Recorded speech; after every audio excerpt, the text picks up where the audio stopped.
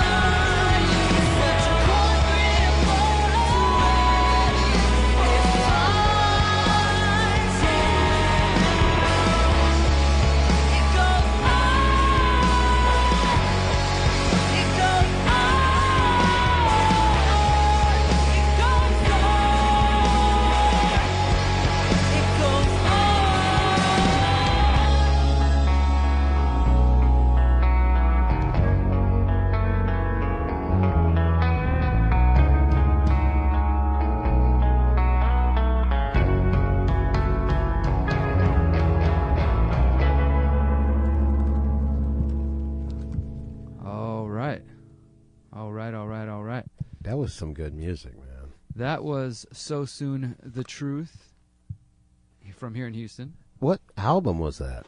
It's called the Past Present EP, which you can't find anywhere online, apparently. I tried to find it recently so we could play it here, and it's not online anymore. I think they have one song that you can find, So Soon the Truth, of course. So Soon the Truth. They've moved on to a newer album, so I guess they wanted to take down their first one. But thankfully, I bought a copy at one of their shows. That's a good thing about going out and supporting local music and local community, whether it's activism, whether it's music, whether it's news, whatever you got, that's what we're about here, is supporting the local community. So that's what KPFT is all about. And that is. if you are unaware, you are listening to Freethinker Radio. My name is Derrick Broze, and I'm here with Micah Jackson. That's me. I'm glad to be here. Thank you, Getting set KPFT. Thank you, listeners. Thanks for listening. We're going to have a great show today. Yeah. If you didn't know, we're also we broadcast twice a week on either side of your weekend. So we'll be with you again Monday on the HD band. Get a little bit deeper into some stories. We're there for 2 hours. Get into more music, and you can take more calls. Speaking of calls, we're happy to take yours today at 713-526-5738.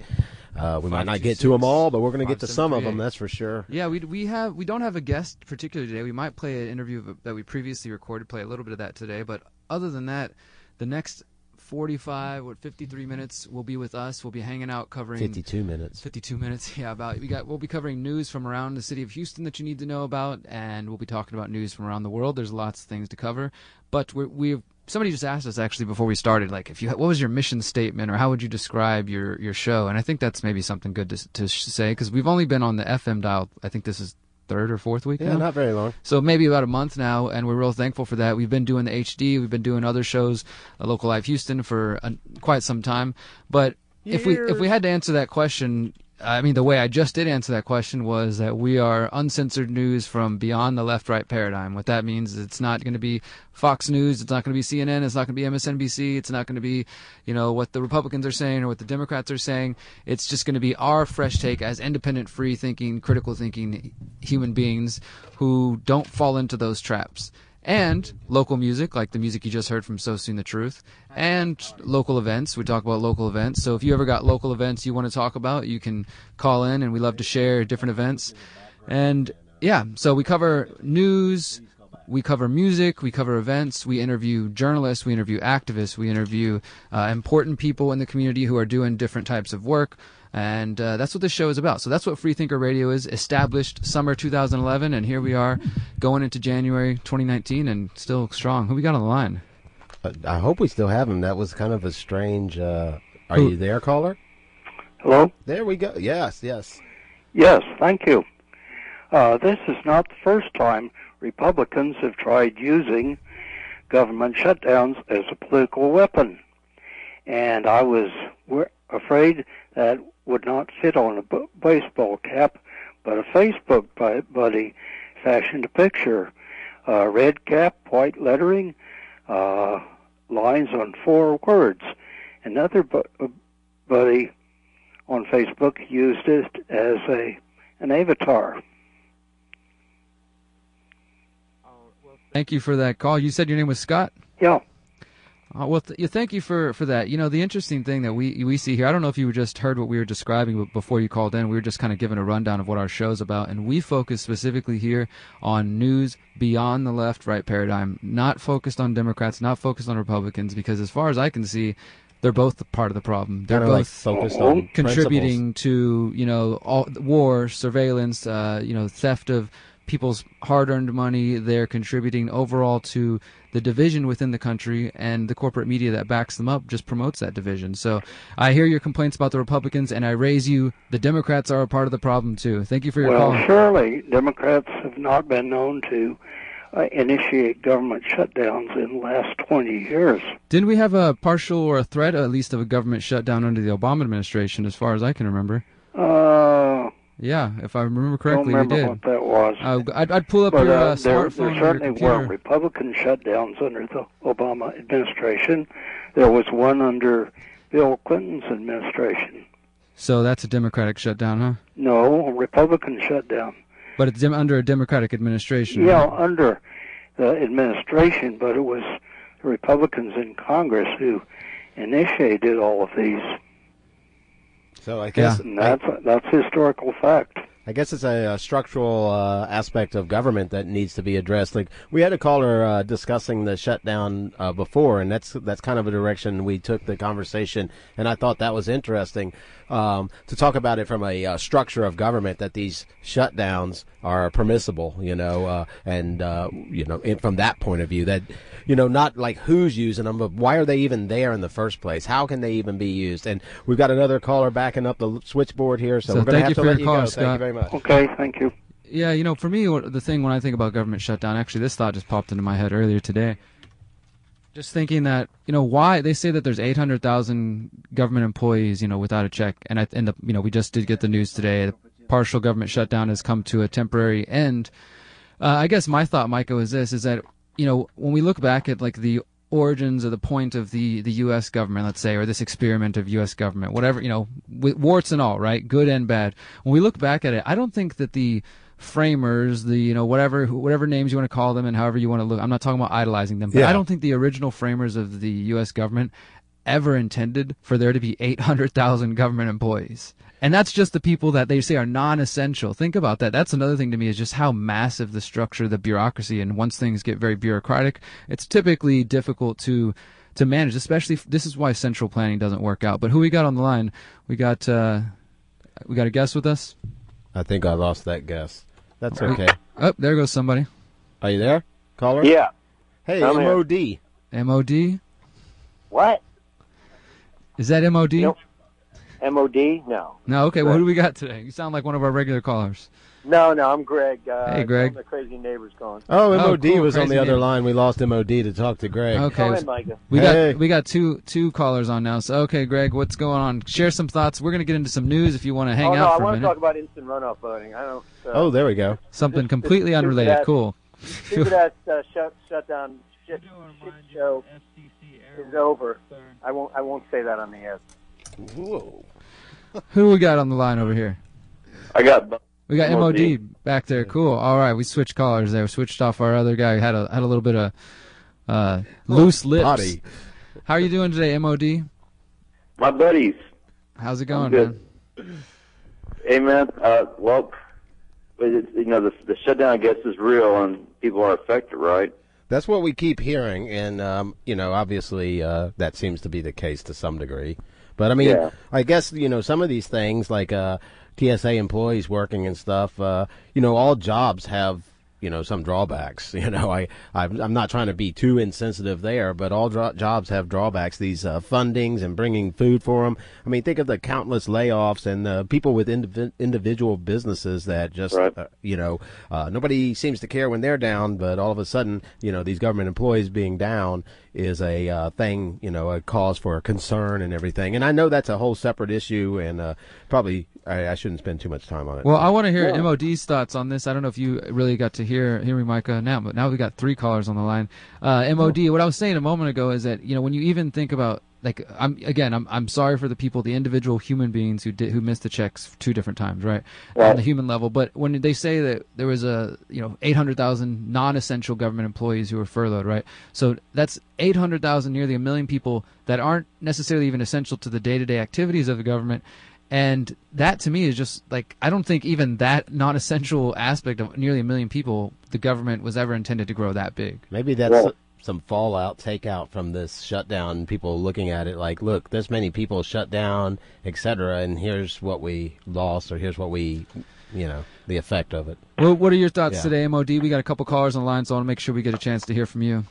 Well, I think I think in things of big picture stuff, like, if we were to kick the people, if the people's elected president of Venezuela were actually to kick out the embassy workers that and our mind have a right to be there, even though that's the headquarters for all the last couple decades of coup d'etats, that if we were to make them leave, that would be grounds for war.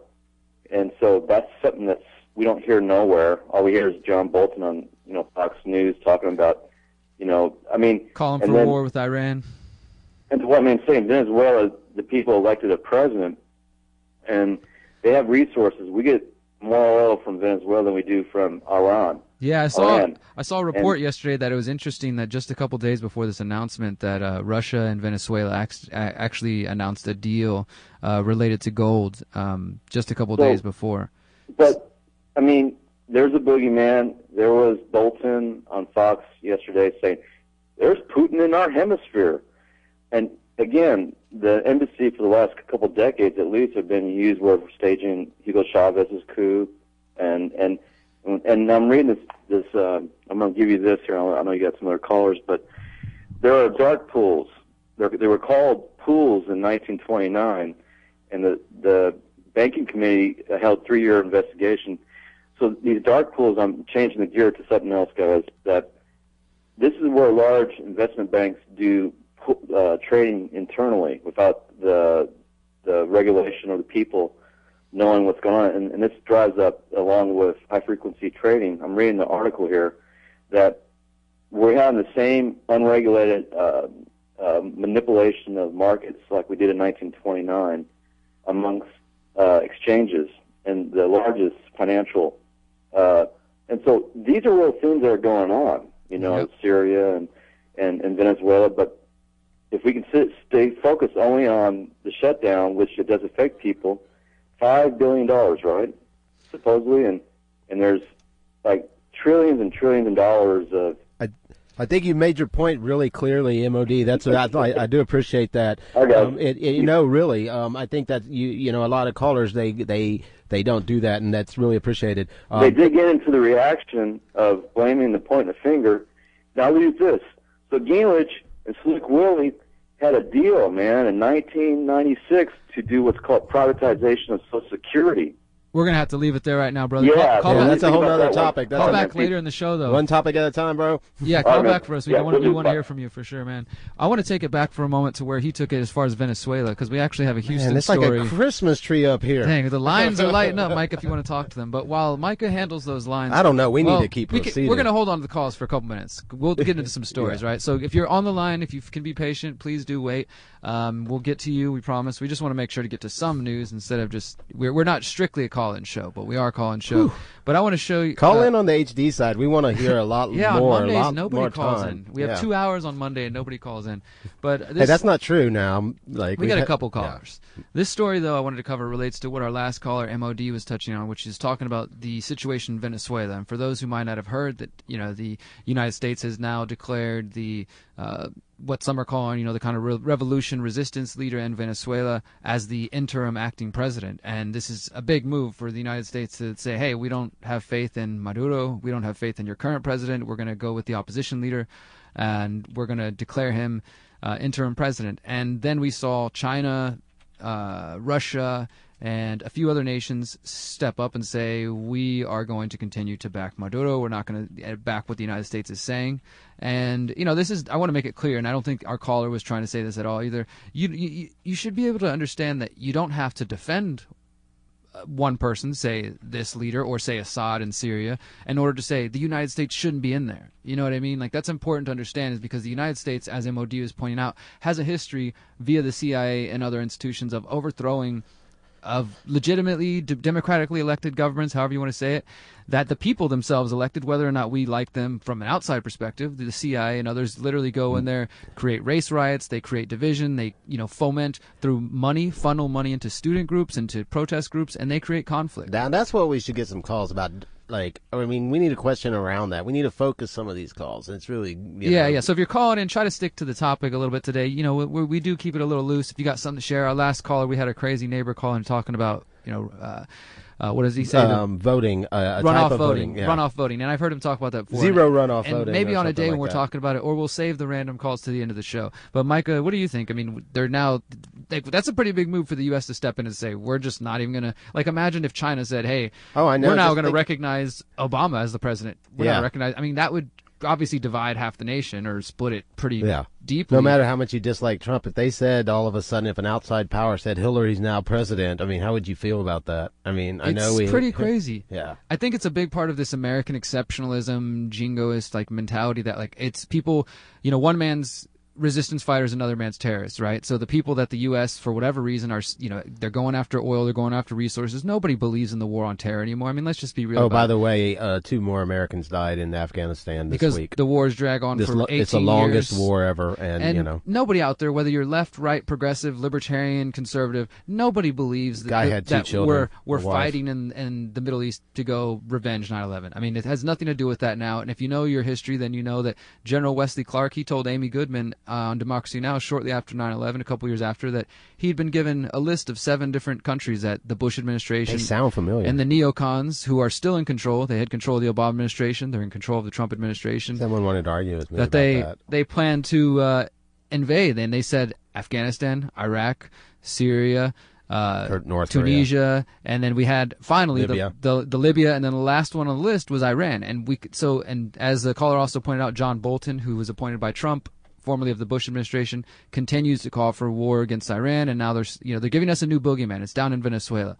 And Putin. Right? And that may Putin. be the case, I'd right? be scared of Putin, too. I don't believe that. I wouldn't want Putin running this country, right? I wouldn't want Bashar al-Assad. I wouldn't want, the Venezuelan leader. I don't want any of them. Personally, I want you. I don't want Trump you running as this free, country. beautiful, powerful people to rule your own lives. I want you to come together as a community and start organizing and start figuring out how to take care of our communities, not to rely on these leaders. And that's my thinking. I think that's what we need to do, and that's a big point on this show. We'd like to find different ways of doing that, different ideas, different experiences you have towards that.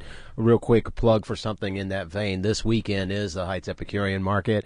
Arthur Ioria will be performing live music, free. So 8 a.m. till 1 or so on Heights Boulevard, 1300. It's going to be a lot of,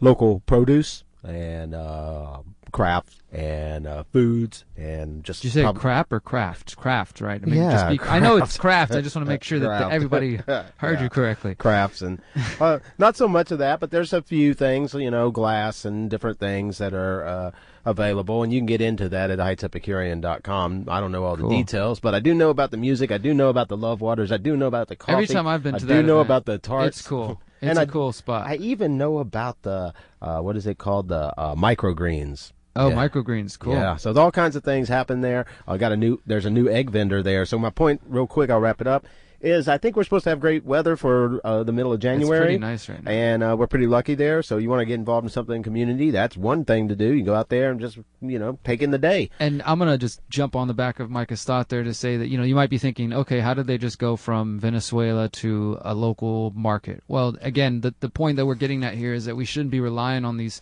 centralized institutions, these central leaders to take care of us and to think, for one way or the other, right? Like Micah said, if all of a sudden somebody else said, we're going to just believe Hillary's the president now, and some of you might say, cool, I'd prefer that over Trump, right? But then we start getting away from, the rule of law and democratic or republic structure. Or self-determination of a actually nation. Taking care, yeah, you just basically go off of a whim of an emotion that you say, I don't like this person, so here comes somebody else telling me what I want to hear. The person I like, or kind of like, is now in charge. I'll accept that despite the implications and despite any sort of repercussions that are going to come along with that. We have to think. Speaking of no repercussions, you willing to take a call? I think we got rid of all our callers. We got one more caller left, and I would love to hear somebody's thoughts on Venezuela. And we'll take this call, and then I think Micah's got a song to play, and then we'll get back with more news. We're still going to talk about 5G today, 5G in Houston. We're going to talk about a study regarding environmental dangers posed by cruise ships here in Galveston. We're going to talk about the City Council preparing to implement Proposition B in the next week or so, and then we'll talk about Sheila Jackson. And I know Mike has got a few other stories as well, so lots more news to cover just in the next half hour. And we do want to take your calls. We got one caller on the line, and let's hear from them. Who do we got? It's Johnny. Hey, Johnny.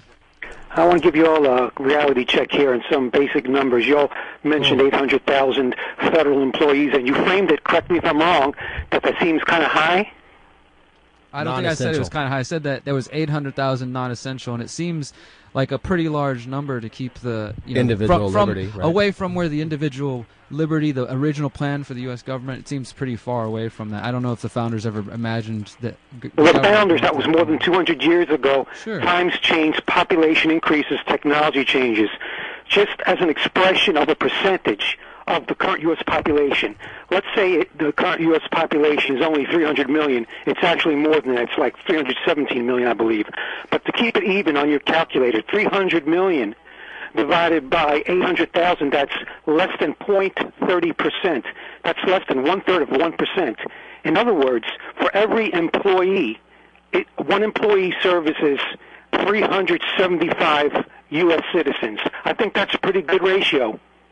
It's good money spent for keeping planes working correctly, for you to be able to hopefully go to a fast food joint, and if you like eating meat so damn much, you don't have to worry about salmonella so much, or chicken, even though you're supposed to cook your chicken and you're supposed to have some common sense. I mean, it's all kinds of reality checks that we don't realize until you don't have it. It's like a used car. You don't realize how good it was until after you've sold it. All right. Thank you for that call. I appreciate your enthusiasm and your emotion in there. We definitely like to hear real, raw human emotion and passion. Just keep it zen, guys. That's what keeps it. Can I respond to you, sir? To the Republic. You hang out for a second. Let me respond to you.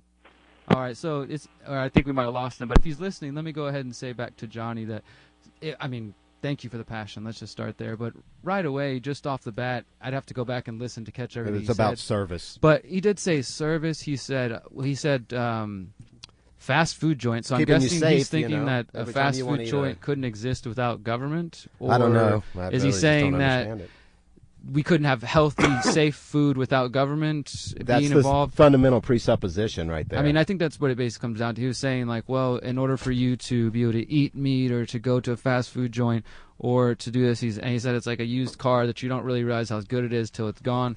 But, I mean, every example he offered, personally, like, I've seen either communities or private individuals capable of doing those things. And at the same time, lots of people are dying from that fast food. Yeah, so, I mean, how efficient is so that? So again, we never all? said that. In fact, I made clear to add the caveat because we know some people get really passionate when we say that we think the government shutdown is a fear tactic designed to get you to think that it's an essential thing. When these are 800,000 non-essential employees, I wish they'd been able to get paid. I wish that they weren't dependent on the government to get paid. There are other more extreme approaches. I have some friends who said, you know what? If you're a non-essential government employee, now's the time to quit. Realize that you are participating in an institution that is built on involuntary taxation, extortion from the people, that whether the people pay it or not, hey, but if you're getting good they're going to service. get locked up. And they say, well, yeah, exactly. But then this is the civilized part, right? Well, that's the part of living in a civilized society, because if we can't take taxes from you involuntarily by force and under the threat of coercion, then we won't have good roads. Or I think what Johnny was saying, we won't have fast food joints, or we won't have safe have chaos food. And you may die. There'll be chaos, and the used car people is might rob you. better than... People might rob you involuntarily. They might take your money. Wait. So I think to take his analogy of the used car. Here. So if you're in a used car and somebody has a gun to your head and they're saying, drive as fast or as slow as I want, blow up your used car. Pay a toll to me every time I say do this and that. Like, that's better than having no car at all. Is that fair? Compare it to, I don't know. I don't know. I think his main thing there is that, maybe he had a personal experience with a car or something, but I think the main thing there is that he's saying you don't know what you got to it gone. I get that. So that's his point. Let's give him the principle of charity here and try to understand what he's saying. I understand what he's saying. He's saying so his main grind is that, that we're getting a deal. He thinks that that's a great number for government employees. Everybody's got different viewpoints. Look, reality check as well. Since he used reality check, I'll say it back. Reality check as well is that if we wanted to sit here, we can list off examples of like times that government failed and people stepped up. Hurricane Katrina, New Orleans. FEMA wouldn't go into the Ninth Ward. Who stepped up? The Common Ground Collective, organized by socialists, anarchists, libertarians, voluntarists, all kinds of activists who stepped up to the plate. Food Not Bombs is Houston, here in Houston. The city passes a law saying it's illegal to feed more than 4 people at a time. And who steps up? People from across the religious spectrum, across the political spectrum, come together, mass feeding. They say, we don't care if we're going to get arrested. We're going to do it anyway. So, I mean, my point is here, I'm not saying that everything that, that currently exists doesn't need to exist, or that there aren't people who are dependent on it currently. I'm not saying like here today, gone tomorrow. I think the problem, like when you question the superstructure, people get upset. Creates a lot of passion in people, right? Yeah. So like back in the divine right of kings time, we're talking about the same thing. Don't power, question right? the king. It's a power deal, right? So you couldn't question the church, you couldn't question the king. Why? Because they were related, right? It was all about the power thing. It's a power deal. So we're not saying what we think. We're just, I mean, we are saying what we think. Should we take one more call before music? I'm scared of these calls. Let's go to this song. Switchboard is lighting up. You keep the calls coming in. Please keep the calls coming in. We're going to play a song. We're going to go through some of these calls. We're going to find a caller we want to talk to. And we still got more news to talk about. I want to talk about 5G. I know Sheila Jackson-Lee was on the thing. Micah's got some news. So we got lots to cover. And please do stay on the line. We got 3 callers on hold. We'll talk to you in just a moment. And when we come back from the music, we'll talk to you guys. This is Freethinker Radio on 90.1 KPFT Houston. We'll be right back.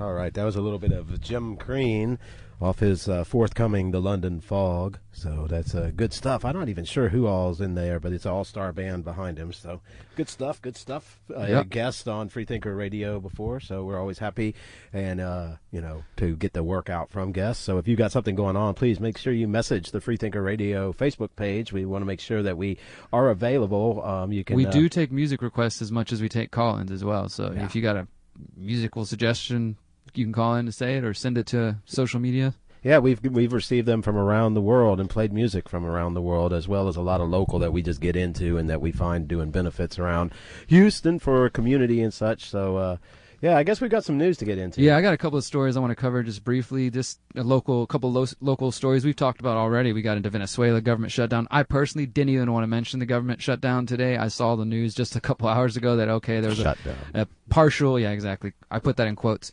There was the partial shutdown was, had made a temporary deal, but I didn't even want to get into it, but one of the callers brought it up, and it's obvious that whole shutdown is a very trigger. People do get triggered by the topic, but let's bring it back you think local. That's why it's so much on the news? I mean, we'll get into that in a minute. Yeah, I think we got a caller that wants to talk about that. So let me get into a couple of local news items, though, so you guys can be informed for our Houston audience. I know we have people who tuned in online who are listening from around the country and around the world. This one says that Houston City Council is preparing to announce how it will implement Proposition B. And for those who might not remember, Proposition B was on the ballot last year, and it was a vote that was approved by the people of Houston, the voters of Houston, to give a pay raise for firefighters last November. And the city has kind of resisted it the whole way. There was a lawsuit going on, and the city lost the lawsuit, and basically the mayor has said, all right, we're going to make it happen, but we don't know how. And, they've warned about large layoffs and this and that. So apparently, what's it say about a government that would use the law to get in the way of the will of the people? It's funny to me, though. I mean, that's what I think is really disturbing, that maybe, and this is again back to our audience. We're kind of mentioning the topic of governance, but if you're quote unquote governed by people, somebody who are supposed to be elected by you and your representatives, and then you pass a law and they try to go to the courts to say, hey, we don't want to do this. Can we fight that? I mean, that doesn't sound like representation I want. Yeah. But apparently on Thursday, sound like representation. On Thursday, January 31st, they will be announcing the city plan. So that's a week from yesterday. You can look for news from that. Maybe Michael will have some news for you next Friday. I want to mention you guys, I'll be out of town for the next month, so you won't hear me I'll be on Monday's show on the HD side if you want to tune in, hear me and Micah together one time. And then Michael will be here in the studio with some friends. That show is a lot of fun. We have a lot more time. We get into the conversation a lot more. And I know I'm saying a lot on it, but that's how it feels because it's twice as long. And it's where we started from over here. So we definitely enjoy it. And thanks, KPFT, for the opportunity. And there's a lot of other good shows on there. Absolutely. Lots of stuff going on. So tune in on Mondays and find out next Friday what the city's plan was for city council. One last quick story I just want to mention. I ran my eyes across earlier today. It might be of interest to you guys. I know it's of interest to me. I was actually in Galveston just a couple days ago. Decided to take a day trip to Galveston and hadn't been there in a while. Had some fun exploring. A new study says it's looking at the environmental dangers posed by cruise ship emissions. Researchers say that the emissions from cruise ships are a threat to coastal cities like Galveston, who are working to lure more cruise business. And as part of an undercover investigation, researchers with Johns Hopkins University tested emissions on 4 cruise ships over a 2-year period. One of these ships they tested was the Carnival Freedom, which sails out of Galveston. The study was compiled for environmental organization Stand Earth. Stand Earth's spokeswoman said that they found the air quality was the worst downwind from the smokestacks where you find a lot of ships' outdoor recreational activity facilities, and that the dirty air can travel even further. Quote, what is happening offshore while these cruise ships are traveling down the coast can have a significant impact on the communities they are passing. Studies have shown that nearly 70% of global ship emissions happen within 250 miles from the shore. This pollution can travel far inland and expose millions of unsuspecting people to ship exhaust emissions. So Galveston is currently the 4th busiest cruise ship port in the country, and it's expecting even more business in the future. And they've got some recent investments. Maybe this will create some pressure, for the cruise ships to look for ways to at least clean up their footprint a little bit or something if people start, expecting it. Yeah, exactly. I'm going to go ahead. For those who want to follow along, you can always find our stories on the Freethinker Radio Facebook page, or if you go to thehoustonfreethinkers.com and our forum. thehoustonfreethinkers.com. Yeah, we post our stories there in the forum there if you want to get caught up with the links and do some research, or and you they can just offer look comments. up the study. Yeah, if you want to sign up for a free account on If there, you get can. passionate about something we're talking about, all our source material is on, what was that website again, Derrick? The HoustonFreethinkers.com. The reason we do that is because we want you guys to be able to, like, we have callers saying, hey, well, like throwing statistics that number's at not us. correct here. We can pull up this number real quick, or maybe somebody says, hey, I just heard you say something that's not correct. Well, at least I can hear. Here's the source I have. You can look at it, see what you think about it. Because we don't want anybody here, as part of being free-thinking, critically thinking human beings, we don't want anybody to take us for granted, for blind authority and just, oh, well, I heard it on the radio from Micah and Derrick. It must be true. I heard it on KPFT. It must be true. Don't assume anything you hear anywhere is true. Do your own thinking. Especially from us, golly. Yeah, jeez. What's wrong with you? I mean, what have we been saying this whole time? All right, I think that's all I got for the moment, Micah. If you want to jump into we've got something. some other local stuff. I mean, it is Human Trafficking Awareness Month, and I know that's something that we bring up quite often. So, the police are doing lip service and such to it. I'm not trying to diminish the work that they do actually apprehending and, dealing with that. But they're doing, some discussion about it. Earlier this month, Houston police announced a horrifying case, in fact, of human trafficking where the officers were able to save a Fort Worth woman from being sold. So, see, there is, so we give credit where credit's due. In that case, hey, I've heard that phrase before, Derrick. In that case, Kevin Winston, 25, Martina Chambers, 20, Micah Collins, 19, were all arrested and accused of forcing a 20-year-old woman to be a prostitute against her will for weeks. Wow. So, officials will release more about their arrest during a press conference today with HPD. So, interesting stuff. I'm sure we'll hear more about it.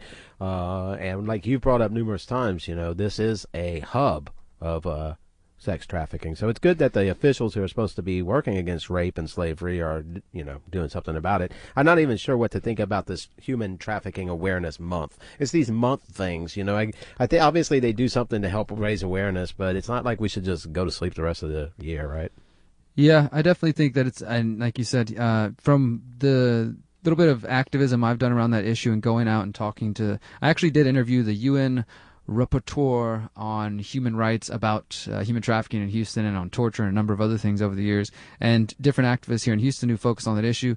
And other than, the journalists who write about it, apparently the actual activists on the ground hate having Houston referred to as a hub, and they think it's actually a kind of damaging language. I've heard some say just because, like you said, it might normalize the type of activity. But Houston is a hot activity, hotbed for this type of activity. You got 4 million people. A lot of things go on here. International city. There's a port nearby. Events. I-10 goes east and west. The border's not too far away. There's a lot of reasons they say that it does take place. And we have in the past, under the Houston Freethinkers banner, held documentary screenings talking about human trafficking, talking about these types of issues, and unfortunately it does happen in Houston. And I have in the past interviewed a woman who actually goes out into the streets of Houston and rescues young girls from different parts of town, and maybe we should have her on the show sometime. That's kind of interesting, talking about community solutions and such. She has a lot to say about about local authorities looking the other way of those kinds of activities. And I've talked to her in the past, and she does some great work. Just, again, not sitting around waiting for somebody else to go do it for her, but just there's an issue she doesn't like. She doesn't like the fact that she's seeing young girls and children, boys, just kids out there on the street being pimped out or, getting involved and sucked into child trafficking. So she creates her own organization. This lady goes out there literally every night on different blocks around Houston trying to rescue kids and has saved a number of them. And she does it sometimes, I think, to her detriment, like a lot of people who are really passionate, right? But maybe that's what we can all do. We can find the things we're passionate about, we can get involved, and we can try to raise awareness and not just sit around and wait for somebody else to figure it out. Or take that passion, put a little bit of reflection and reason with it, and put it to work for your goals. Got another one here. It's one we've been covering for some time, but I guess it's one you've probably heard a little bit about. The new Harris County bail lawsuit is challenging thousands that have been arrested in Harris County. A hard-fought battle to reform Harris County's bail system has prompted a second civil rights action. The legal team that successfully challenged the county's bail practices for offenses on the grounds they unfairly detained indigents filed a new federal class action suit. And it's these things in between the news, in between the lines, right? Unfairly detained indigents, as if that's the only reason. It did create this situation where there was a gap between the rich and the poor, so that there was a gap between how people were being processed. Well, you get locked up and you can't even pay off the fines or the bail, and then you're pretty much a debtor prison after that. It started because of a single mother that got a driving without a license charge, $2,500, and set in jail for days and days and days over it. And we have cruel and unusual punishment, type things as well. So the legal team that successfully challenged the bail practices has moved on and filed a new federal class action suit this week, tackling money bail for felonies, which results in thousands of poor defendants being locked up before trial or entering guilty pleas to avoid lengthy incarceration. The new lawsuit will be hitting the dockets during the Martin Luther King holidays, and the county it claims that the county is holding people unjustly simply because they cannot afford to pay a cash bail. Currently, people arrested who can post a cash bond or hire a commercial bonding company can simply resume their lives as their cases proceed through the criminal docket. The lawyers argue that pretrial release should not be contingent on how much money a person has. I don't know. What do y'all think out there? It has one of a number of lawsuits around the country, including one before a district judge in Galveston, the Hi There 89.5, attempting to topple bail systems that treat people differently based on their income. The mass detention caused by arrest inability to access money has devastating consequences for arrested individuals, for their families, and for the community, the lawsuit argues. The thing is, it's interesting you say, okay, so people shouldn't have, they shouldn't charge you a bail based on the amount of money you make, right? And so somebody's going to hear that and be like, yeah, but what about the billionaire? And they give him a bail of $1,000, he gets out easily, right? And then the person who's struggling, so somebody might argue for there needs to be a graduated system based on income or something like that.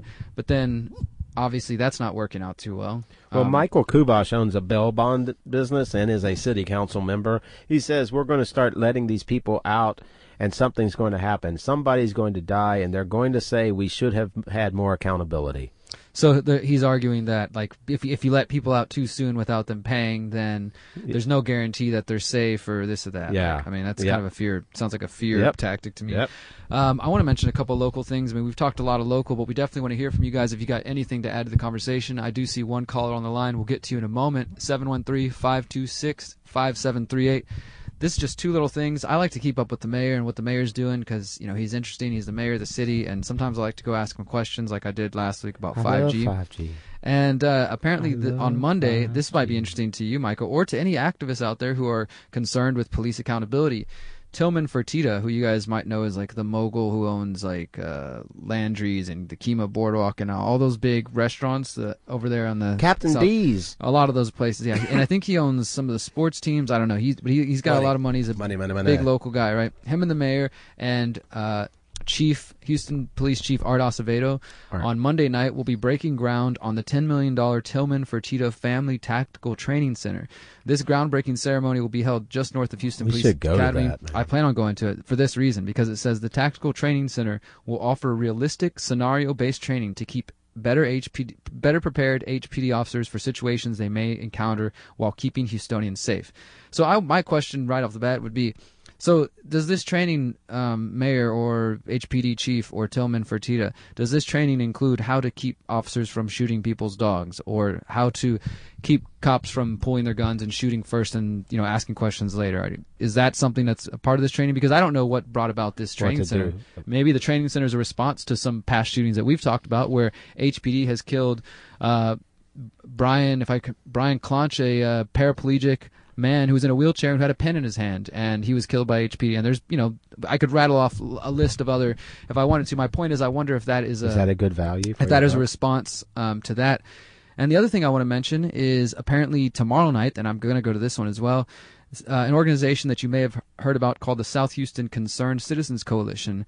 The coalition, it's an alliance of 25 civic clubs and homeowners associations, which was organized in 1993. They will be hosting their annual gala kind of event with the mayor there, and I just want to read you the purpose of this organization. It says this includes, their purpose is to work together as a group on projects to improve the welfare of the residents living in our subdivision, to work to improve the community through the promotion of urban design and beautification, crime reduction, public safety, economic development. So my question in this case would be, Mayor or the South Houston Concerned Citizen Coalition, have you guys heard about 5G? Do you have questions about this? Mayor, is this something that... Because I keep learning about these local organizations. I learned about the super neighborhoods last week. I never heard about that. Super neighborhood. Now I'm learning about the South Houston Concerned Citizen Coalition. It seems like there's a lot of different bodies and bureaucracies for citizens to get involved in, to communicate with the mayor and the city council. And how's the mayor feel about that? Makes his job easier? Whatever issues he said, he told me it makes his job easier, except for when I brought up 5G. He said, we can talk about that. We'll see. But he walked away and he ended the interview. So my point is, if you have a concern, whether it's 5G or not, or maybe it's the actions of the police department, find these local community events, go out there, get connected, ask questions, put a camera or microphone in front of these individuals. They act a lot different when they know that they're going to end up on YouTube. Question the chief of police, question the mayor, question the people in power in the city and the people that think they're in power. Don't just go blindly about your day and your week. I mean, it's Friday. It's a beautiful day, right? You're about to start your weekend. Maybe you got some plans tonight. You got something going on this weekend. But don't forget about what's going all around you, and don't allow the people here in your own city to just, and wherever you're listening from, to just run wild and have no accountability. Because unfortunately, I think that's what's been going on for quite some time. People with no accountability. Maybe even Sheila Jackson Lee. Did you hear about that? Oh, Sheila Jackson Lee. We did talk about this last time, about that there are these allegations within the Congressional Black Caucus. And she stepped down now. And now she's stepped down from that office. She stepped down as a supervisor of the Congressional Black Caucus, and she stepped down from another organization after the ex-staffer rape allegations, claiming that she helped cover it up or that she didn't do anything about it. Sounds like she's just trying to leave that organization behind. She's like, I'm just going to wash my hands of this and move on, and kind of she's been in office a long time. But the problem is, they're saying that when that staffer tried to talk to her after talking to another representative that about being raped by a member of the Congressional Black Caucus, that she fired the staffer, and that's the problem right there, because you can't just walking away from fired the person. Yeah, that's where you're making too much noise. Even if the person wasn't guilty, that'd be something you might want to think about. Yeah, I think we're going to get to our last topic, guys. We'd love to hear from you guys, and I will pick up that phone call. I think me and Micah both were thinking in the same area. He's got a story, and I got one as well that hopefully we'll get a little good conversation going on these last few minutes. What you got, Micah? I think we should get into yours first. Mine? Okay. Well, they're kind of related. This one is just... It's really just a piece coming from Houston Public Media, but I think the conversation, whether you're listening from Houston or not, is relevant, and you might have something to say on it. The title is simply, "What's the case for and against banning the AR-15? The popular semi-automatic rifle routinely comes under fire after mass shootings, but how do opponents justify a ban?" And it gets into listening to different people's arguments. Former astronaut Mark Kelly has been a vocal proponent of gun control. He says it's too easy for civilians to get their hands on an AR-15. And then we see some other people saying, it says gun rights advocates, on the other hand, downplay the lethality of AR-15s. They talk about one advocate. He basically says that he demonstrated the impact of a few different weapons at a gun range here in Houston. He shot a bunch of different guns for the reporter, apparently, and he says, don't get me wrong, it's a devastating round, but it's still not enough energy to humanely kill a deer. And he's talking about the shotgun slug that comes from the AR-15. And he says the focus on the AR-15 is misplaced. He said that if you move to ban that rifle, you would have to logically include lots of other firearms, including shotguns. And, I think he's asking, where does it stop at that point? And also, just to kind of throw some more chaos into the equation, we have, for those who've never heard of, 3D printed guns by Cody Wilson. He's a Texan from Austin. He created blueprints that were uploaded to the internet that anybody can download now, and anybody with a 3D printer could 3D print their lower receiver and make themselves a non-metal plastic gun in a couple of hours. So, I mean, there's a lot of different questions around this and the results of this. Again, we were talking earlier about how long does it last, how accurate is it? Well, also the ideas of good intentions, right? And where does that lead? So what is yours pointing at? What's your article's talking about? A gun decision as well? Yeah, I kind of think that I was enjoying what you were talking about, and I didn't mean to be too derail you, because you were talking about the 3D magazine, and I think you should conclude why you went there. Well, what I'm saying is that the idea, and okay, for example, in the eyes of some gun advocates, when 3D printed guns or 3D printed lower receivers came out, when those blueprints were loaded online, that was like their moment. They were like, holy crap, no matter what governments do now, they could never stop this, because now there's blueprints of homemade guns that anybody on the internet could download. And the Justice Department actually tried to sue the company Defense Distributed to say this is illegal, but the courts held it up after several different back and forth, and said that this is free speech. It's just information. It's data, right? Obviously, just like a tool. Yep. It's blueprints. If you don't know what to do with it, it's nothing. But if you know if you have blueprints for a building, if you're not an architect, you don't know what to do with it. The author didn't make the laws of nature that make that be a firearm. So the reason I brought that up is just to say that, like, we're in a different time now, and I'm not saying that people should try to do anything about people acting violent with guns, but we look at, I see cases all the time in, say, London, or even I think saw a case in China and other places where guns are heavily restricted, and you see something like attacker stabs 15 people in knife attack, or guy kills 10 people with screwdriver or something. My point here is, people, if they're violent, if they want to be violent, poison them at food places. So to me, we got to get at the deeper root issues of what is going on that is leading people to these kinds of things, right? Like, and again, I'm not saying no action is necessary or whatever, but I do think we need to look deeper. Micah, I'm going to grab this call if you want. Yeah, definitely.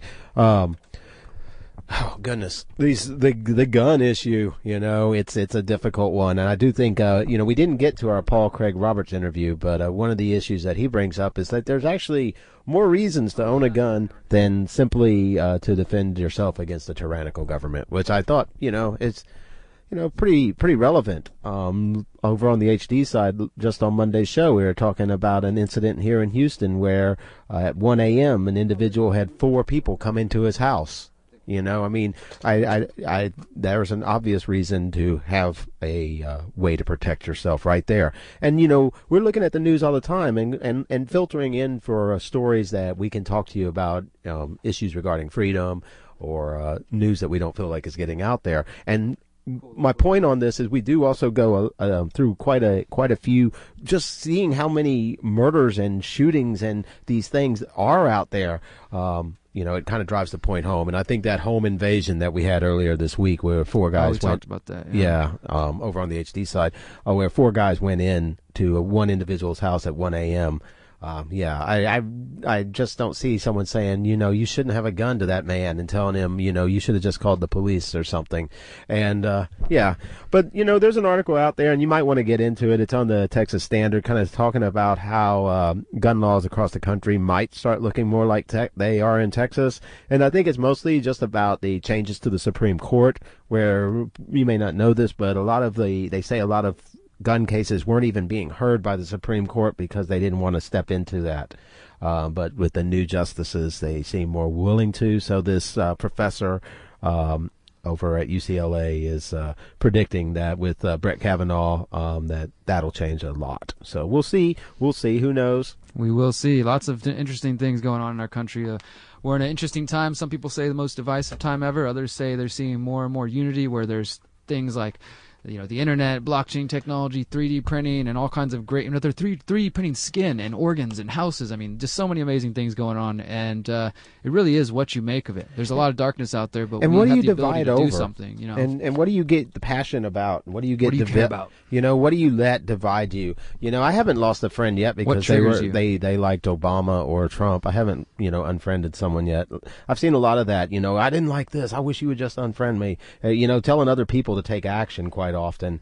And I'm not saying that what incensed the people doesn't make sense and should be taken into account, but asking someone else, why don't you just unfriend them, if you really have that issue. But nonetheless, thank you so much for listening in to Freethinker Radio. Absolutely. Today. You can catch us again on Monday 4 to 6. And HD2, check us over there. Thank you guys for listening. It's been another good show. Thanks for all the calls. We appreciate it, even if you get a little upset with us. That's a good thing. That means you care about something. Thank you so much. All right, peace. I'm Darrell Robbins. I'm a listener member candidate for the KPFT local station board. I believe that KPFT Pacifica Radio is facing the same challenge that people all over the world are realizing. We must accept our differences and work together. My goal is to serve on the KPFT board with dignity and grace, to be level-headed and kind-hearted, even when the discussion is heated. I have helped plan and work on several successful fundraisers for KPFT over the years. It would be an honor and a privilege to be elected again to the local privilege to be elected again to the local privilege to be elected again to the local privilege to be elected again to the local privilege to be elected again to the local privilege to be elected again to the local privilege to be elected again